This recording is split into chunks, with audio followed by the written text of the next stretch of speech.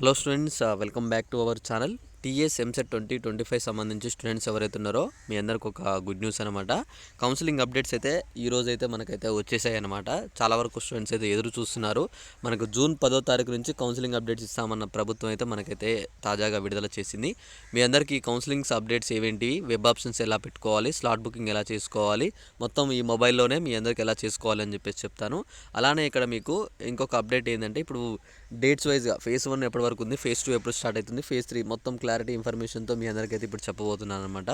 మీరు చేయవలసినది ఏం లేదు, కింద డిస్క్రిప్షన్లో టెలిగ్రామ్ గ్రూప్ లింక్ అని ఉంటుంది. మీరు ఆ గ్రూప్లో జాయిన్ అవ్వండి.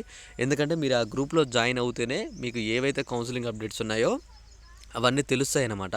ఒకవేళ మీరు గ్రూప్లో జాయిన్ అవ్వకపోతే మాత్రం మీకు ఎటువంటి అప్డేట్స్ కూడా తెలియవు.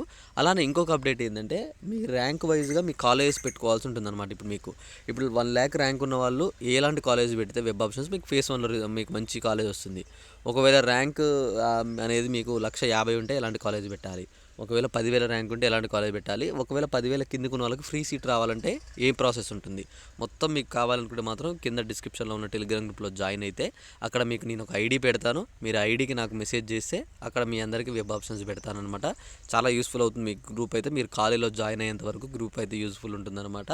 ఓకే, ఇంకా మీకు ఏమైనా డౌట్ ఉన్నా తప్పకుండా ఒకసారి కామెంట్ చేయండి. మనకి మరి కాసేపట్లో కౌన్సిలింగ్ డేట్స్ అయితే రిలీజ్ చేస్తుందన్నమాట అఫీషియల్ టీఎస్ ఎంసెట్ వాళ్ళైతే. ఆ రిలీజ్ అయిన వెంటనే మీ అందరికి ఒక అప్డేట్ కూడా ఇస్తాను నేను టెలిగ్రామ్లో, చూసుకోండి.